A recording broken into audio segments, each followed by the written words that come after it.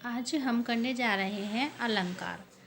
अलंकार का शब्द अलम धनकार। यहाँ अलम का अर्थ होता है आभूषण। काव्य की शोभा बढ़ाने वाले तत्व को अलंकार कहते हैं। अलंकार के भेद। अलंकार के दो भेद होते हैं, शब्दालंकार, अर्थालंकार। अलंकार, शब्दालंकार, अर्थालंकार और उभयालंकार। तो शब्दालंकार कौन कौन से हमारे? अनुप्रास, यमक, श्लेष, पुनरुक्ति, विप्सा, वक्रोक्ति।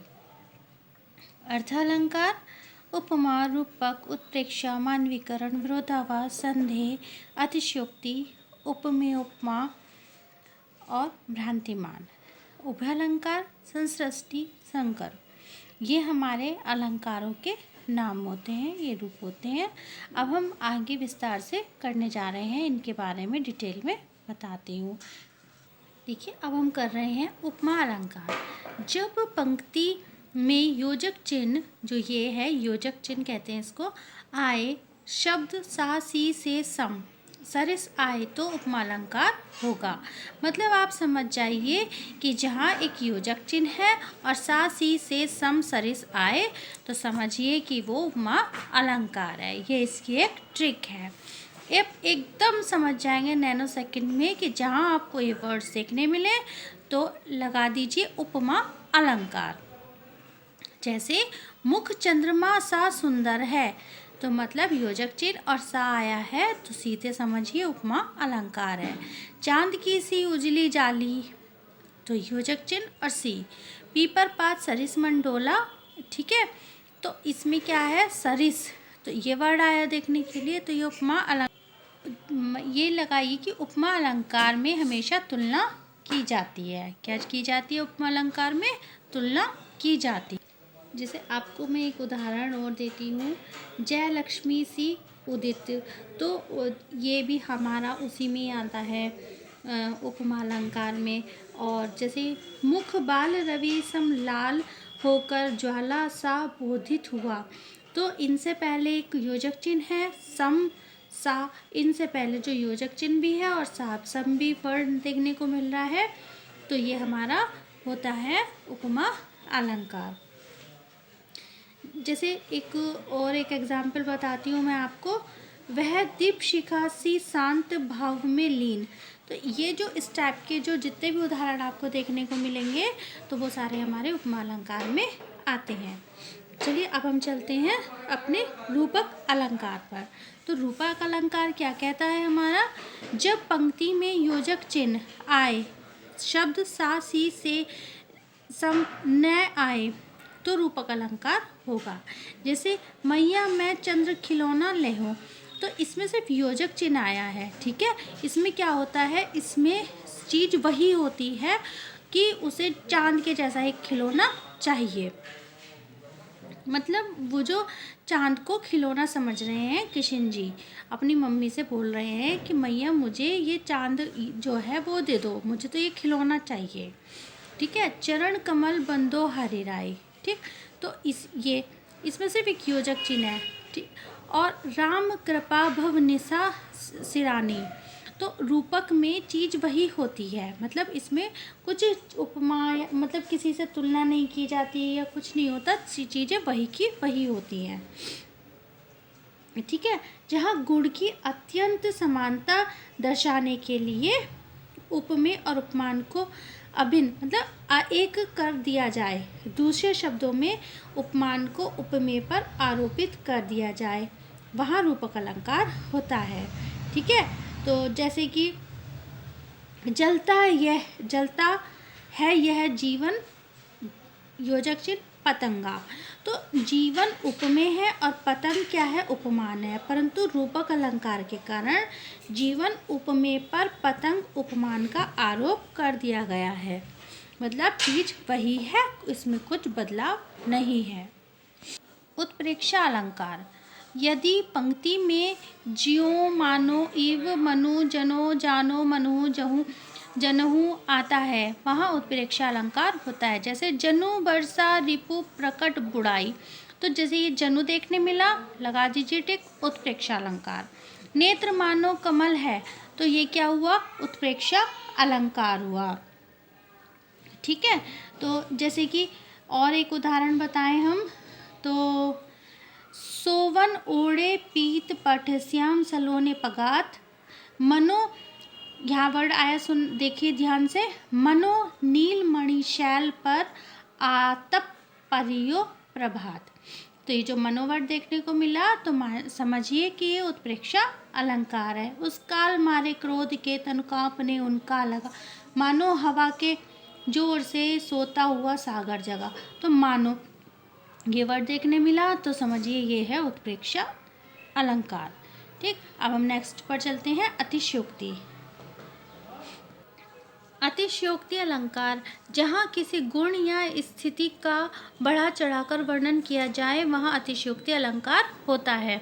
जैसे आगे नदियाँ पड़ी अपार, घोड़ा कैसे उतरे पार, राणा ने सोचा इस पार, तब चेतक था उस पार। तो यहाँ क्या है? बढ़ा चढ़ाकर बोला जा रहा है बातों को। अरे क्या ये जो अब मैं लाइन बोलने जा रही हूँ, क्या ऐसा हो सकता है? बिल्कुल भी नहीं। जैसे सुनिए, बालों को खोल कर मत चला करो, दिन में रास्ता भूल जाएगा सूरज। अरे भैया, क्या सूरज रास्ता भूल जाएगा? कभी भी नहीं भूल सकता। तो मतलब यहाँ पर चीज़ को बढ़ा चढ़ा करके बोला जा रहा है, तो ये है अतिशयोक्ति अलंकार। तो जैसे एक मैं आपको उदाहरण बताऊं, तो बोले, देख लो साकेत नगरी है ये है, यही स्वर्ग से मिलने मगन में जा रही। ठीक है, तो यहाँ साकेत नगरी के ऊंचे भवन को आकाश की ऊंचाई छूते हुए दिखाया गया है, इसलिए क्या है? ये अतिशयोक्ति अलंकार है। और जैसे मैंने आपको बताया था कि आगे नदियाँ अपार पड़ी अपार, तो इसमें जो राणा ने सोचने भर तक ही घोड़ा चेतक उस पार पहुंच गया, यही अतिशयोक्ति है। मतलब कि इसमें क्या है? राणा जी ने सोचा, बस इतने में ही उन्होंने कि मेरा तो घोड़ा पार उतर गया। सिर्फ इतना, मतलब सोचने मात्र से थोड़ी पार उतर जाएगा। जैसे एक और है, हनुमान की पूंछ में लगन न पाई आग, लंका सगरी जल गई गए निशाचर भाग। मतलब कि पूंछ में आग लगने से पहले लंका का जलना अतिशयोक्ति। मतलब कि पूंछ में आग भी नहीं लगी और लंका जल गई, ऐसा थोड़ी है, ऐसा कहीं भी संभव नहीं है।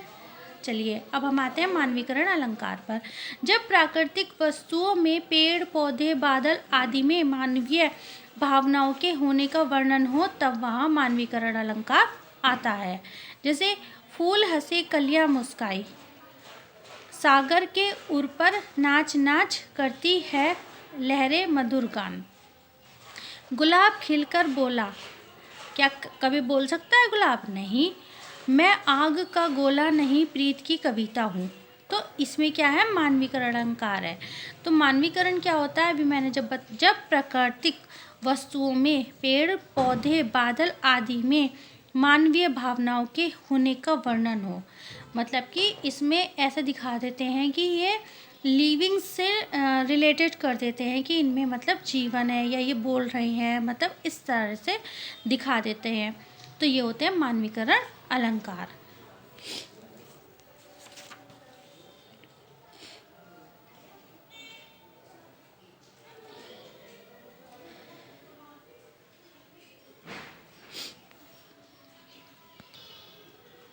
मतलब कहेंगे कि जहाँ जड़ प्रभाव, जो भी जड़ पदार्थ वाली चीज़ें हैं, उन्हें मानवीय भावनाओं का आरोप होता है, वहाँ मानवीकरण अलंकार होता है।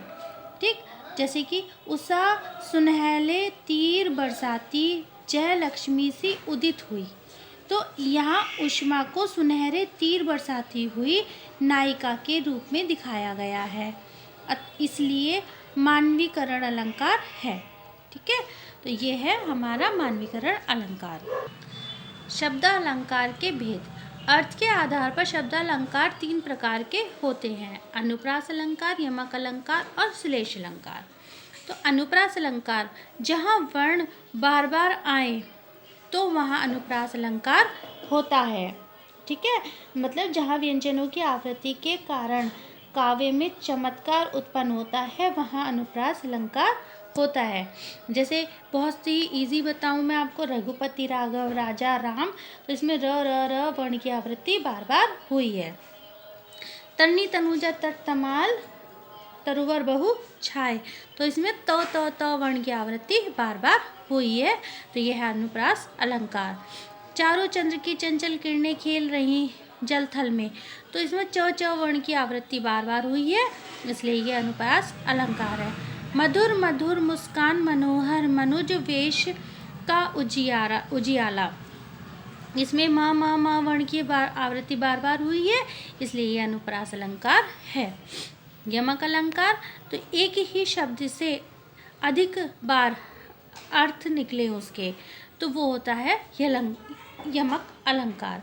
जैसे कनक कनकते सो गुनी मादकता अधिकाय व खाए बोराए नरवा पाए बोराए, मतलब कि यहाँ जो कनक कनक है, ये दो वर्ड हैं, इनके दोनों के अर्थ ही अलग हैं। एक कनक का अर्थ होता है सोना और एक कनक का अर्थ होता है धतूरा। मतलब कि धतूरा खा ले तो बोर आ जाता है और अधिक सोना पा ले तो बोर आ जाता है। काली घटा का घमंड घटा, ठीक है, तो ये इस टाइप से हमारा हुआ ये यमक अलंकार। तो इसमें जो है बार बार एक यहाँ जो है घटा शब्द दो बार भिन्न भिन्न अर्थ में प्रयुक्त हुआ है। पहली बार बादलों में जमघट के लिए, तो और दूसरी बार कम हुआ, मतलब कि जो डिक्रीज हुआ, ठीक है, मतलब नीचे की तरफ गया। तो अतः यहाँ पर इसलिए बार बार क्या आया है, ये दोनों शब्दों का अर्थ निकल के अलग। तीन बेर खाती थी तीन बेर खाती थी, तो तीन बेर खाती थी तीन बेर खाती थी का अलग ही अर्थ निकल के आ रहा है। जैसे बेर एक हुआ फल, बेर फल होता है ना, एक बेर फल हुआ, और दूसरा का अर्थ हुआ बेर का अर्थ तीन बार, मतलब तीन बार हम कहते हैं ना 3 times, तो वो चीज़ यहाँ पर आई है। आते हैं अब हम श्लेष अलंकार पर। तो श्लेष अलंकार क्या होता है, एक शब्द के अनेक अर्थ होते हैं। रहीमन पानी राखिए बिन पानी सब सून, पानी गए न उभरे मोती मानुष चून। तो पानी का पहला अर्थ मनुष्य के संदर्भ में है, जब इसका मतलब विनम्रता है।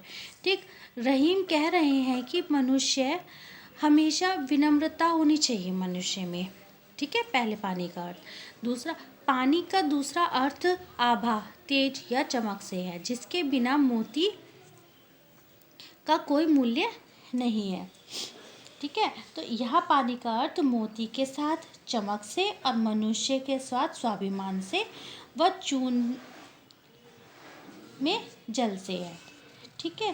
तो ये है हमारा श्लेष अलंकार।